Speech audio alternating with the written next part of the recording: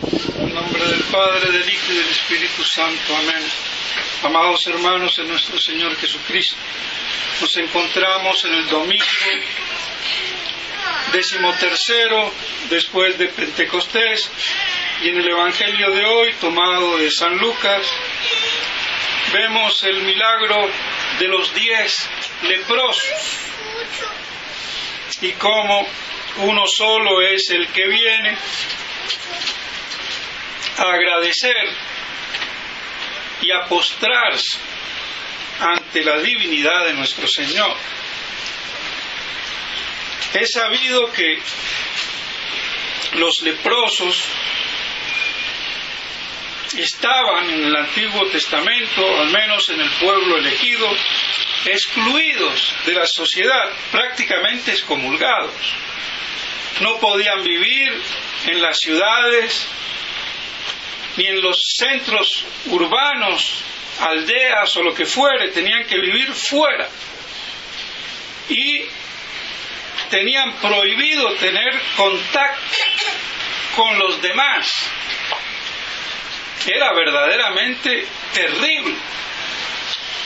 Por eso ellos, para que se les hiciera más fácil la vida, se agrupaban fuera de las urbes, de las aldeas, y solamente desde lejos podían hablar con el que no fuera leproso.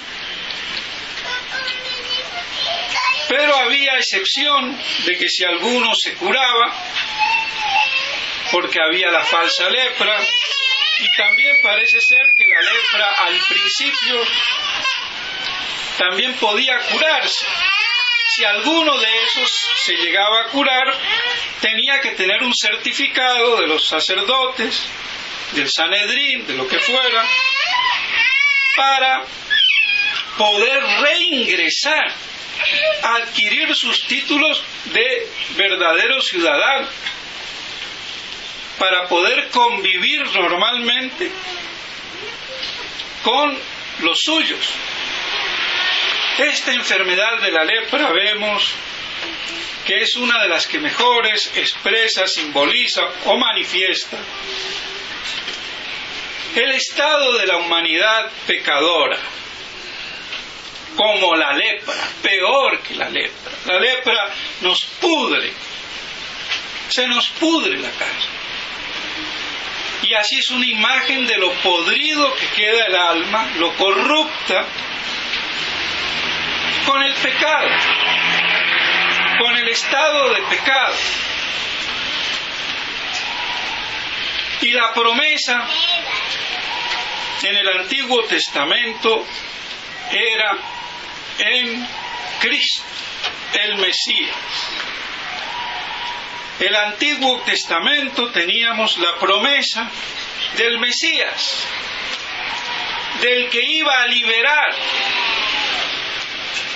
a su pueblo y a la humanidad entera del pecado, del estado de pecado. Y esa promesa no comenzó con Moisés, ni con Abraham, comenzó con Adán. Allí comenzó la promesa. Con Abraham se volvió a reactivar, y por eso Abraham, el gran hombre de la fe, que iba a consumar su sacrificio. Se dice que en el monte Moria, y que era justamente ahí en el Calvario, y vino un ángel y paró. Era símbolo de lo que significaba la muerte en la cruz, ofreciéndose a Dios Padre. Y ahí no viene ningún ángel y lo salva a nuestro Señor, sino que se produce el sacrificio de nuestro Señor. Pero no debemos de olvidar que la ley que comenzó 430 años después de Abraham, con Moisés, no es lo que justifica. La ley estaba para mostrar la transgresión. Además, el decálogo son de orden de ley natural, lo que por la naturaleza sabemos que debemos de hacer para evitar el mal y hacer el bien.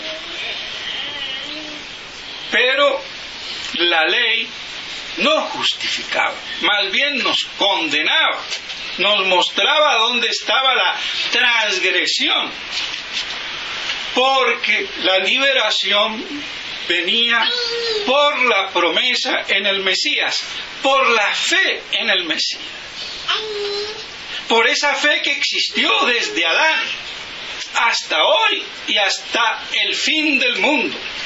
La misma fe específica, una, trina y del Verbo encarnado. Repito y repito 1000 veces, la fe en Dios trino y en la encarnación del Verbo. Si no hay Trinidad, no hay encarnación. Y si no hay estas dos cosas, no hay fe. La fe en un Dios providente, omnipotente, no es fe. Eso es simplemente una verdad que filosóficamente podemos y debemos de llegar. La existencia de Dios, que la creemos por fe, pero es probable, comprobable y demostrable por la razón. Y eso se llama la filosofía o la ontología.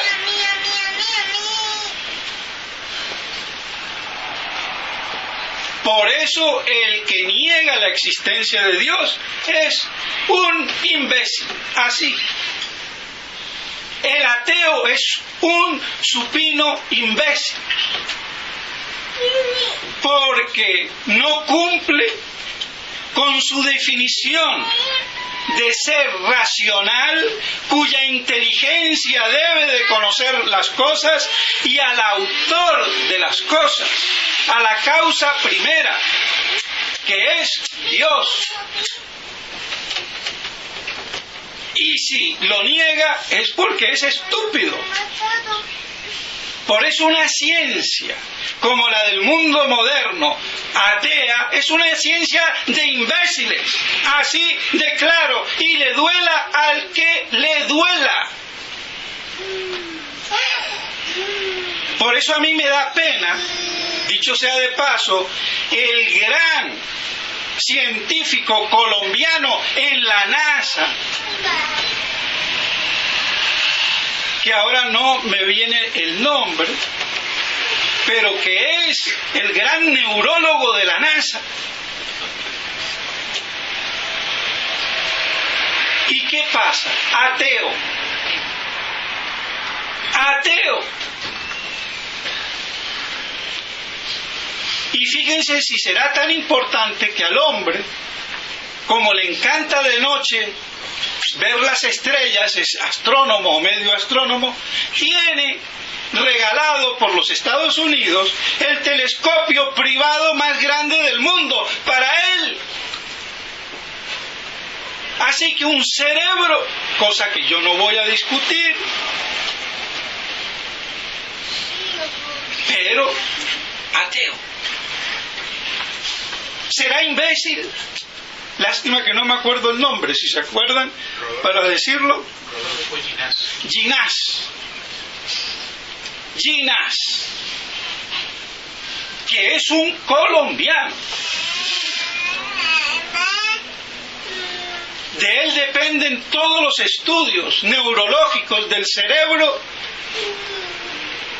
que están en proyecto o lo que fuera en la NASA. ¿Y quién diría? Un colombiano, no es un francés, un alemán, un inglés.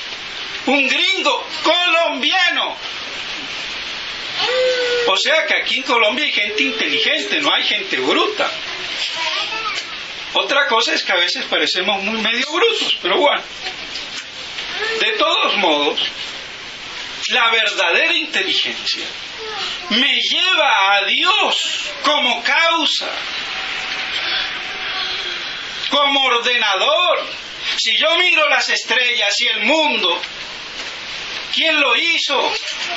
Si yo miro un reloj, lo primero que digo, ¿y quién hizo esta maravilla? El relojero. Qué fácil, ¿no? Pero miro el mundo, no, y no tiene relojero. Absurdo. Y por eso en la antigua concepción filosófica se llamaba la maquinaria. Porque el universo funciona como un reloj, una maquinaria perfecta. Y por eso están los días, las estaciones, todo el equilibrio de las fuerzas de gravedad y todo lo que conlleva la física. Pero no para que salga el imbécil de Hawking resentido en su parálisis a negar a Dios, por Dios.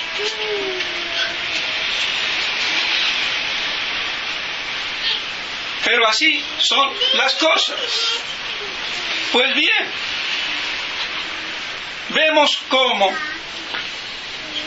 estos leprosos estaban excluidos, no podían convivir. ¿Se imaginan lo terrible de ese estado? Y eso es lo que muestra nuestro estado de humanidad pecadora, que ya la llamaba San Agustín massa damnata, es decir, humanidad condenada. Tenemos que darnos cuenta, ese estado de pecado, ese estado de condenación eterna, de infierno, que se ha perdido hoy. Si yo no creo en el pecado, no creo en el infierno.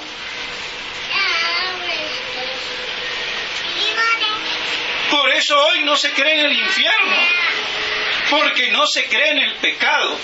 Y en el fondo no se cree en Dios, porque el pecado es separarse de Dios. El sumo bien, la causa última.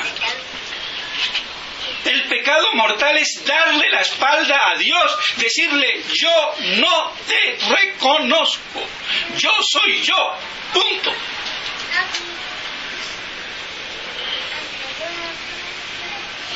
Y por eso soy independiente, libre y hago lo que quiero.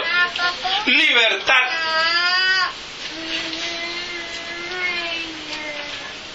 Y si creo en algo, creo en lo que yo dictamino como bueno y malo. Se repite el bien y el mal, el árbol del bien y del mal, de la ciencia del bien. Yo la determino. Y si eso es bueno, yo puedo ser gay todo lo que quiera y me tienen que reconocer los derechos. Pero se habrá visto semejante estupidez y antinatura proclamar derechos que van contra la naturaleza. Eso demuestra la aberración mental que hay y la imbecilidad de los monarcas, presidentes, políticos, legisperitos y lo que fuera, incluida la jerarquía oficial de la Iglesia.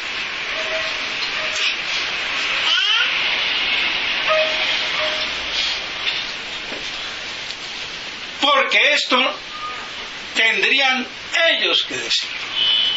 Eso es una aberración.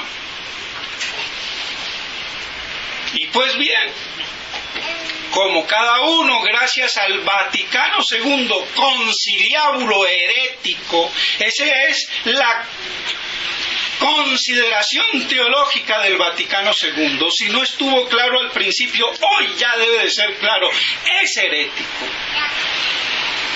Yo no puedo proclamar el derecho de la conciencia a creer en cualquier Dios que a mí me venga en gana. Conculco los derechos del verdadero y único Dios trino. Y eso es el pecado, la apostasía. Y no es la única.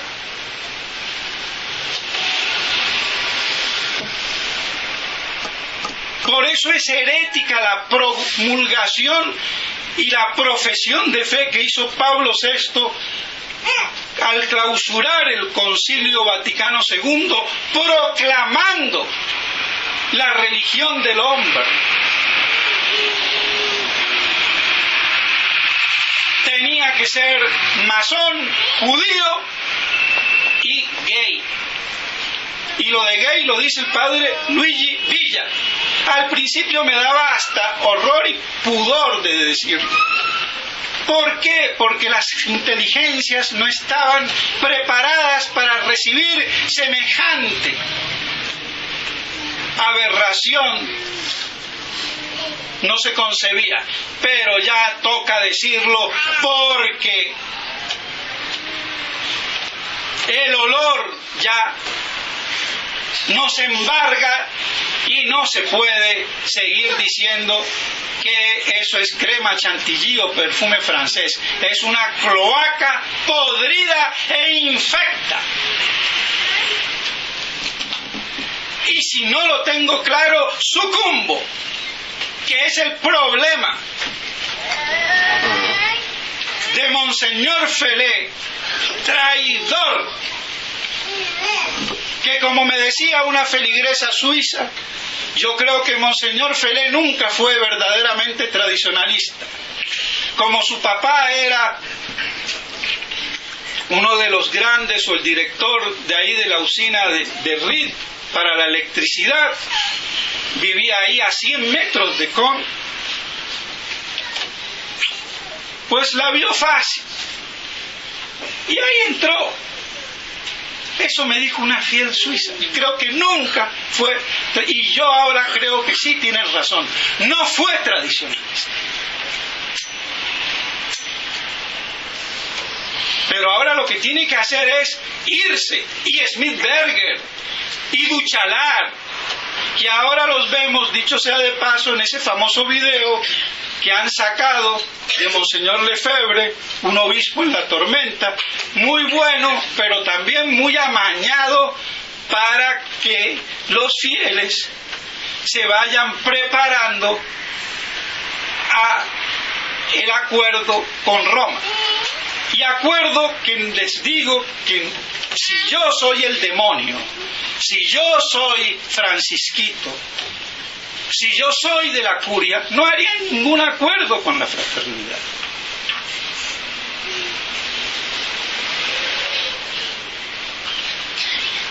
Es como un sinvergüenza que tiene muchas mujeres. ¿Para qué se va a casar con una o con la otra? Las tiene todas ahí. ¿Para qué las va a formalizar en concubinato legal? Y si las tiene legal, va a tener otras más allá que no son, como Salomón, 400 mujeres legítimas y 300 o 700 concubinas. O al revés. En todo caso tenía el pobrecito 1000 mujeres, entre esposas y concubinas.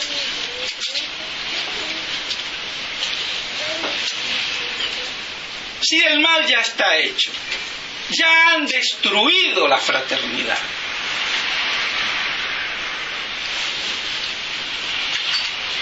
La han destruido. La fraternidad no es lo que fue.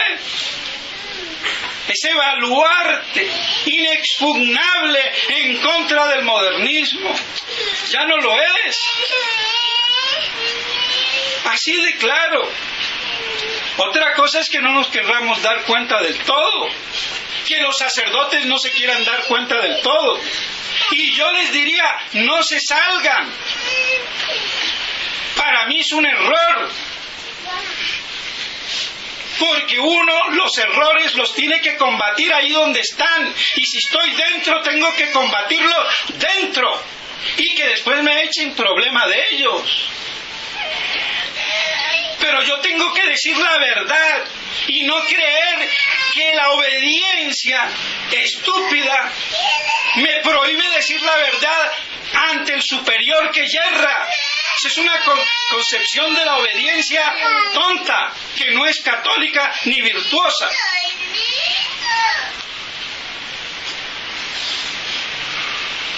Esa concepción pagana de la autoridad.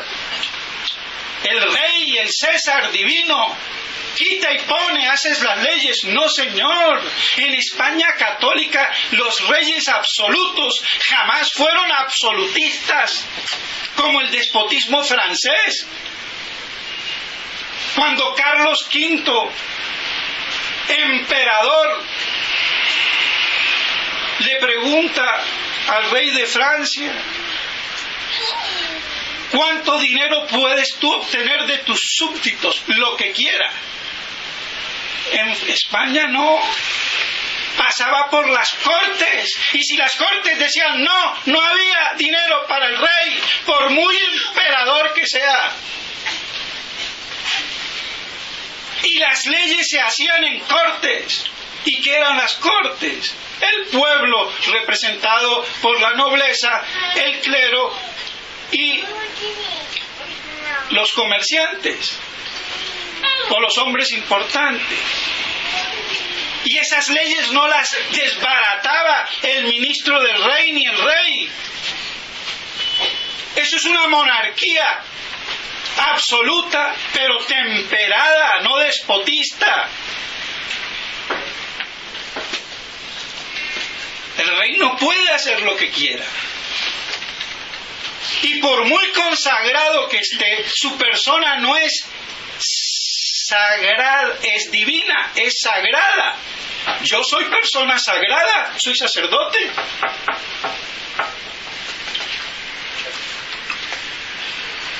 Pero no soy persona divina. La única persona divina con carne y hueso es la de Cristo Rey, y se acabó. Ni la Virgen Santísima, su persona es divina. Es una persona humana, la Madre de Dios, inmaculada, tota pulcra. Jamás tuvo un pecado del que fuera, ni el más mínimo venial. Jamás. Nunca tuvo una imperfección. Pero su persona era humana. Si la hago divina, sería un idólatra. Como idólatras son los que hacen divino al César, al rey o al Papa. Porque el Papa será muy persona sagrada e infalible dentro de los cánones de la Iglesia, y no en cualquier orden y parámetro, porque no es Dios. Entiendan esto, señores.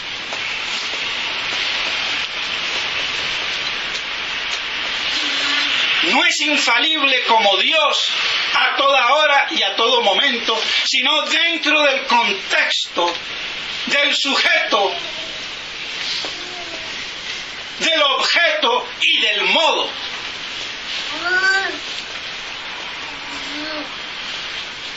Así.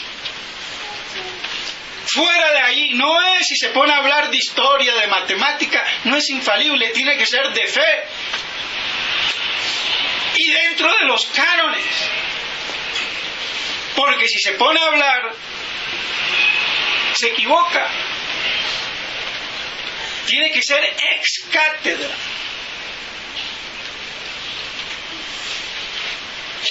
Pues bien, si yo hago divino lo que no es divino, idolatro. Y por eso somos unos idólatras. No hay nada que hacer. Idolatramos todo lo que absolutizamos como divino, cuando lo solo y único divino es Dios. Y lo único que es absoluto es Dios y la idea de Dios, toda otra idea. Por eso es parcial, no puede ser absoluta. Por eso la inteligencia humana y angélica es limitada. Y esa es la verdadera humildad, no absolutizar, sino lo que es absoluto, Dios y punto. Y lo que me diga Dios y se acabó, no lo que yo diga, o lo que nosotros digamos, porque todo lo que diga el hombre, sus ideas, sus conceptos, no son absolutos, porque la única idea absoluta es Dios mismo. Y Dios en su sola idea o verbo eterno sabe todo.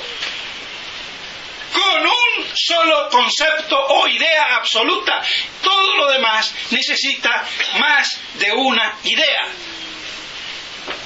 Y nosotros, miles.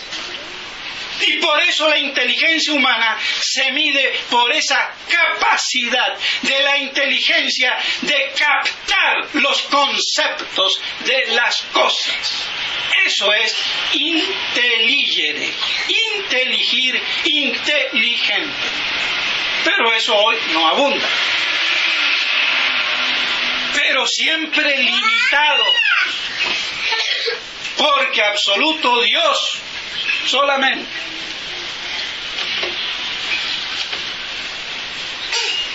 Por eso no hay que absolutizar a nadie.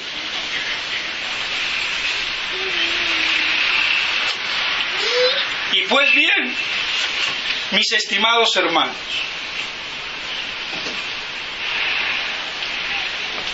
nuestro Señor que cura a estos 10 leprosos, que vienen a pedirle desde lejos,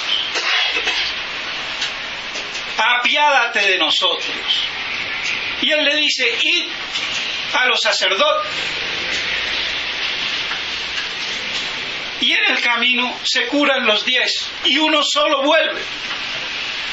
Como dice el padre Castellani, que el famoso Maldonado, gran exégeta español, que aquí no hay nada que comentar, y el padre Castellani, que también es bastante sagaz y profundo, hace ver, basándose en San Agustín, que siempre, en cualquier pasaje de la revelación de las Escrituras, hay mucho.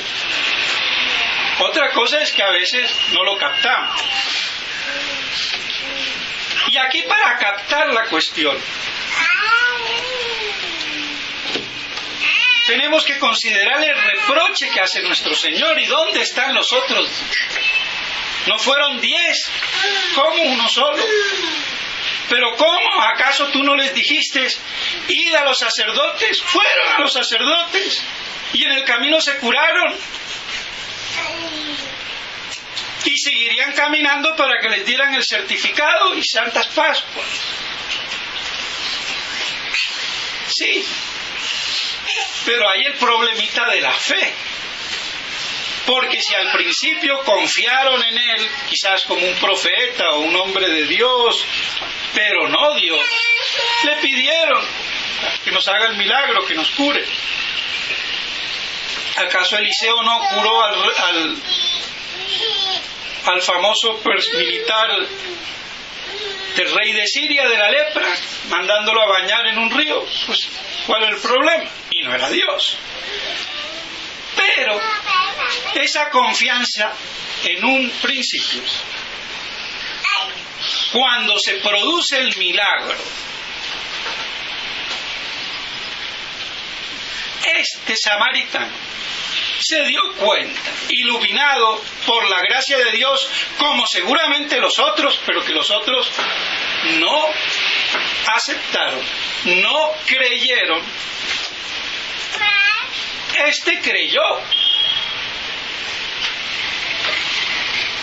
que es ese personaje al que le habían pedido era Dios y por eso se regresó y le importó un rábano o un comino ir a donde los sacerdotes y el aspecto legal y el reingresar de nuevo en comunidad. Sintió a través del milagro de la sanación física la gracia de Dios, y por eso fue que nuestro Señor le dijo: tu fe te ha salvado. Al tener fe de que era el Cristo, el Mesías, Dios, se le sanó también el alma, la lepra del pecado. Y esa es la explicación. Y por el reproche que le hace nuestro Señor, porque ante Dios no hay legalismo, no hay sacerdotes que me vengan a certificar, ni importarme el reingreso a la sociedad.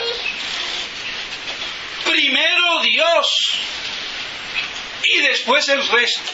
Y ese fue el acto que hizo este samaritano, y por eso se postró a los pies de nuestro Señor. Tu fe te ha salvado. Y claro está, dio gracias y fue agradecido, pero no creer que lo esencial estaba en el agradecimiento. Porque podemos agradecer y siempre debemos agradecer cuando se nos hace una merced, y más si nos las hace Dios. Pero esa gratitud está basada en la fe.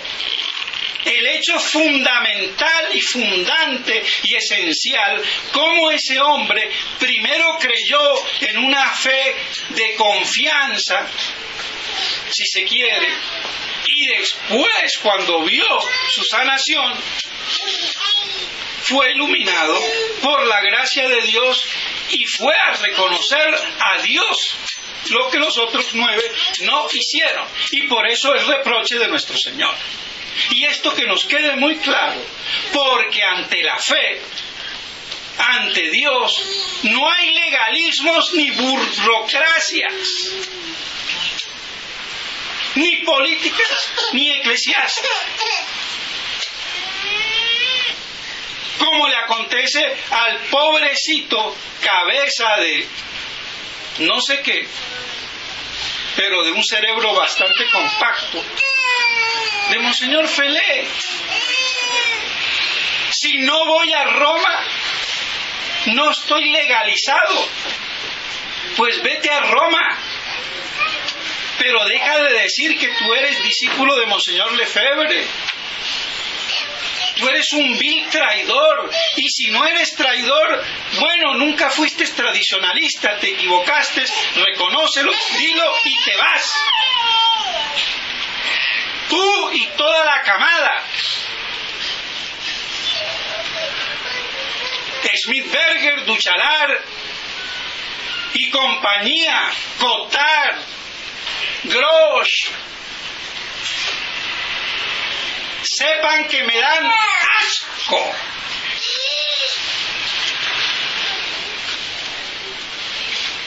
Y que si los tuviera al frente de mí en el Monte Carmelo, a cimitarra pura los decapito.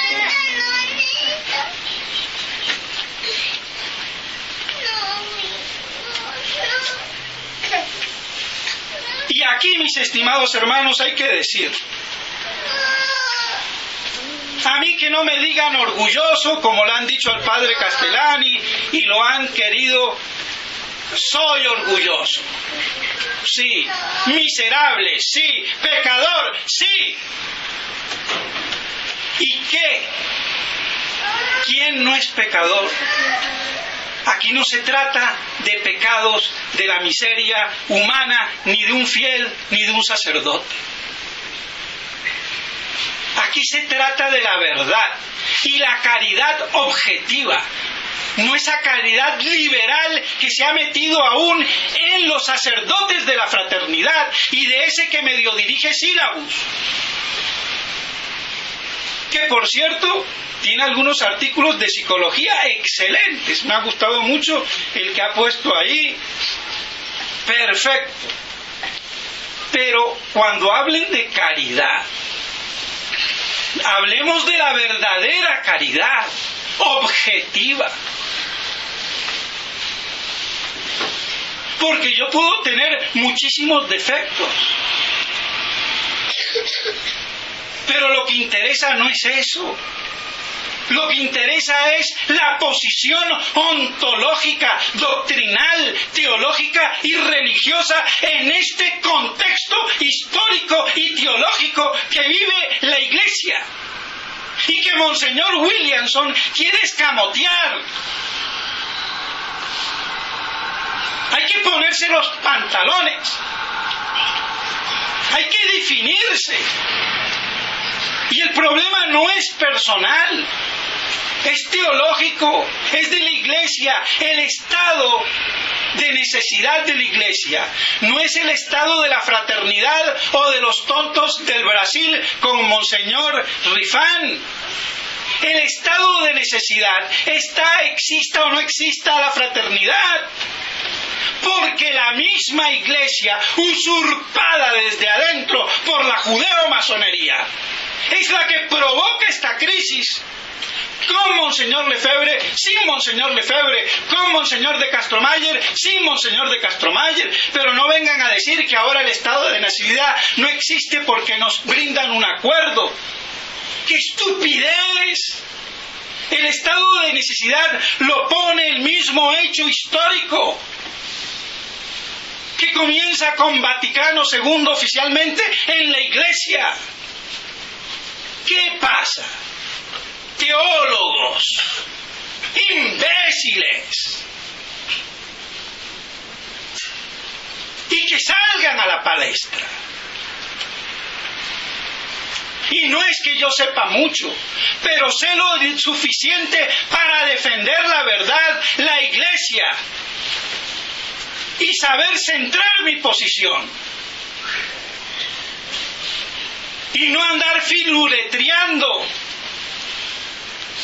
ni haciendo comedias, porque esto es un drama de vida o muerte, la crucifixión de la Iglesia, del cuerpo místico, por los Ainás y Caifás de turno, tanto del Vaticano como los de la fraternidad, la cúpula.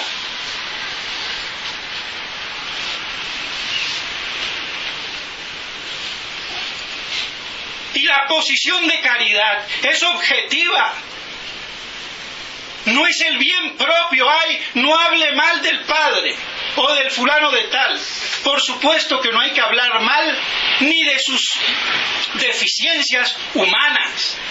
Pero hay que hablar mal si sus actos son malos en contra del bien común de la Iglesia y de la verdad. Y hay que hablar mal y hay que degradarlos. Y no tienen ningún derecho. Que me vienen con una caridad imbécil y modernista. Así que si a mí me dicen orgulloso, como le dijeron al padre Castellani, sí. ¿Y qué? Pero más orgullosos ustedes, que no quieren reconocer que han actuado tarde y que actuando tarde se creen ahora los príncipes. No tienen la humildad de reconocer que se equivocaron y que debieron de haber reaccionado antes. Y está bien, reaccionaron cuando reaccionaron, muy bien, pero no se pongan a desechar a los demás. A Monseñor Williamson le salió el tiro por la culata. Él creía que iba a liderar moralmente, porque de jefe nunca, él dijo que él nunca lideraría nada, pero moralmente sí, porque eso es lo que está haciendo, pero para destruir la verdadera resistencia. Y le salió el tiro por la culata porque no se pensó nunca que aquí le iba a salir alguien con cimitarra. Y si yo me equivoco, que él me lo demuestre. Y hablamos y hacemos un acuerdo. Y nos tomamos un tinto o un café.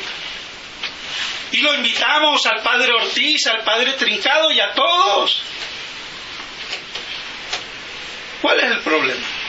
Pero que no me vengan con antimilenarismos, antiapocalipsis, porque pueden o no estar de acuerdo, pero estar en contra, eso no hay derecho.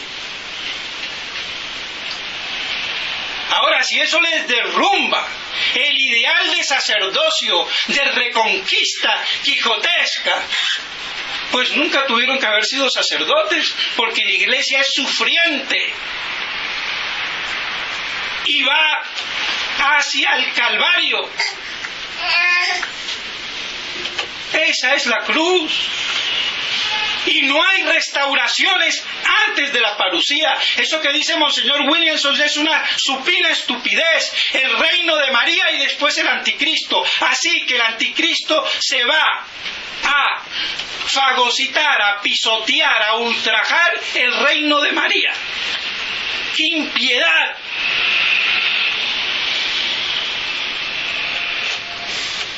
Pero lo dijo Fátima. Fátima no ha dicho eso. Fátima ha dicho que al fin mi corazón inmaculado triunfará. Al fin y al cabo, les guste o no, con Rusia o sin Rusia.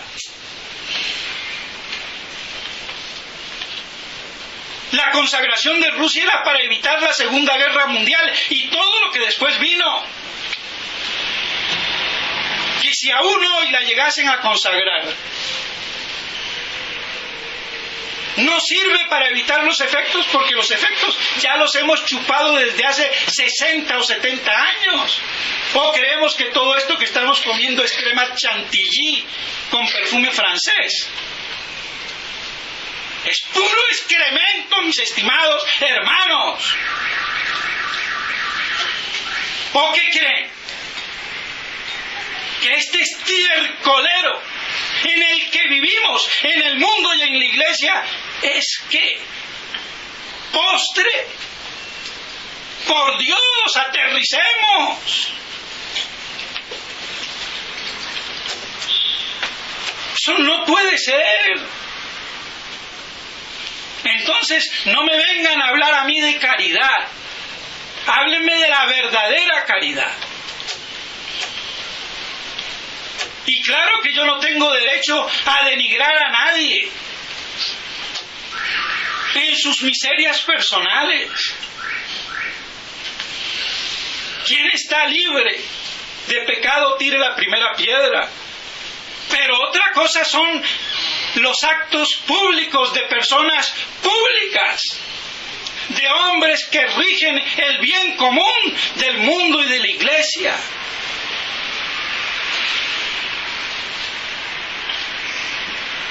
¿Acaso yo me voy a condenar porque hable mal de Monseñor Felé? El que se va a condenar es él, si no se convierte.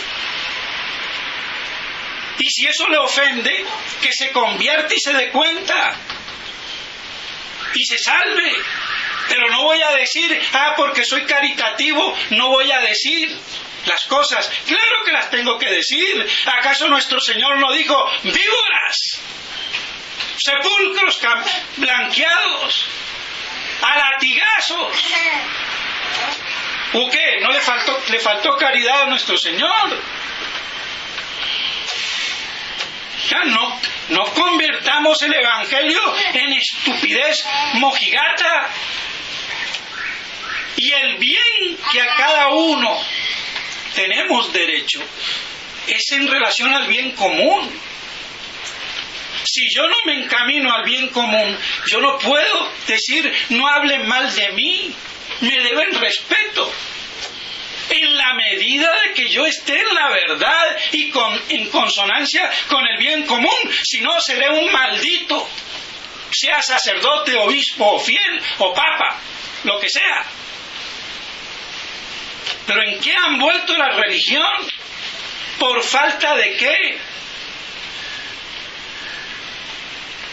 De inteligencia y de virilidad, de virtud. Ahí está.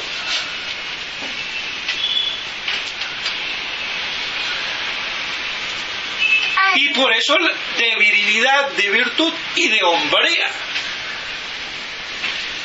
que a veces muchas mujeres tienen más que los hombres, porque la virilidad de una Santa Teresa la virilidad de una Judith en el Antiguo Testamento, o la virilidad de una Santa Isabel la Católica.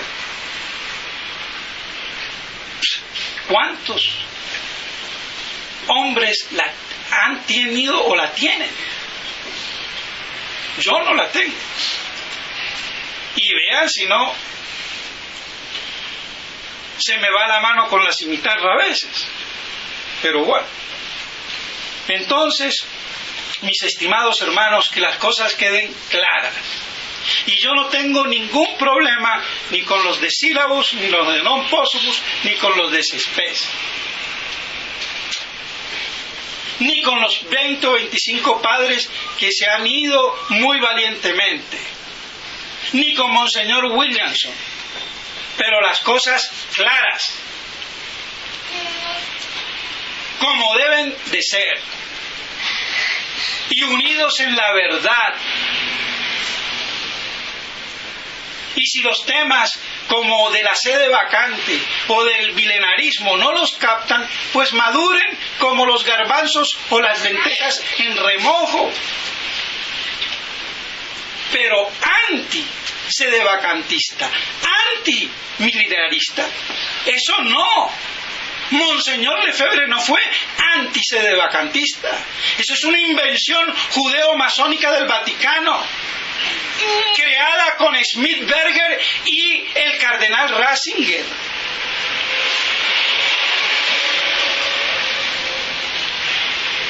Para negar que un papa pudiera dejar de ser papa por herejía, cisma o apostasía, cuando eso siempre lo ha dicho la Iglesia en la Edad Media y lo han dicho los teólogos. El cardenal Torquemada, Melchor Cano, Domingo Soto. ¿Qué hablan? El único imbécil fue un holandés, Pigui, y por estar ahí al lado del único Papa Adriano VI en Roma. Eso es todo el cuento. Y que lo pone San Alfonso en el extremo opuesto de Lutero y de Calvino. ¿Qué vienen a hablar? Divinizar. El Papa es siempre infalible. No, señor. Siempre que hable es cátedra él solo, o que hable en unanimidad como magisterio ordinario universal, del cual todos los obispos, con el Papa a la cabeza, forman ese magisterio. Pero esto no está claro, porque ni en Ecón estaba claro, porque no venía claro desde hace mucho tiempo. Y la balanza se mal inclinó después de la promulgación en el siglo XIX con Pío XII, cuando se proclamó la infalibilidad del Papa solo, pero que dice muy claro, es infalible no para innovar y tendrá la misma infalibilidad que la de la Iglesia, pero no decirme que la infalibilidad de la Iglesia es la del Papa. Cambiamos el problema, lo invertimos, y toda inversión es una degeneración. Las cosas claras, que para eso sirve la filosofía y la teología. Para eso sirve. Por eso los sacerdotes tienen que ser filósofos y teólogos, y si no lo quieren ser, que sean monjes, que no tienen por qué ordenarse, o hermanos, pero no sacerdotes. Así de claro. Y menos obispo. Pues bien, mis estimados hermanos, que estas cosas sirvan para la verdadera caridad y concordia. El verdadero amor a la verdad. Y que podamos así glorificar en todo a Dios y perdonarnos mutuamente las propias miserias. Eso es lo que nos pide el Evangelio. Y no guardarle rencor a nadie, ni a mi peor enemigo.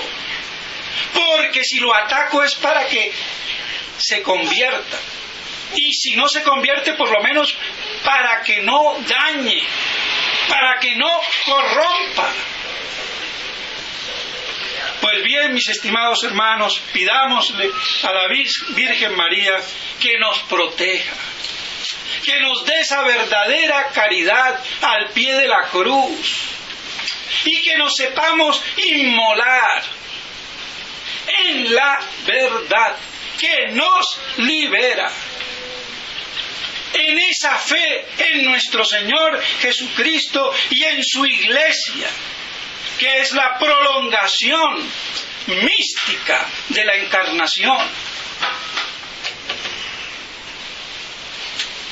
Que la Santísima Virgen nos ayude a comprender y a ver si de una buena vez por todas, si estamos en la verdad, nos unimos. Y si no nos unimos, no nos peleemos, mientras no se conculque la verdad.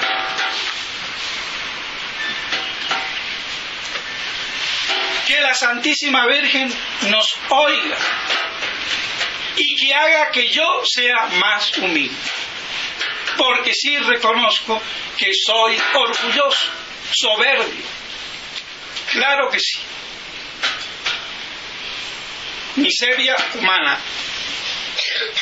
pero eso no me impedirá combatir a los enemigos de la Iglesia y a toda esta jerarquía podrida, usurpadora y de antipapas, ni a los que le hacen el juego como a Monseñor Felé.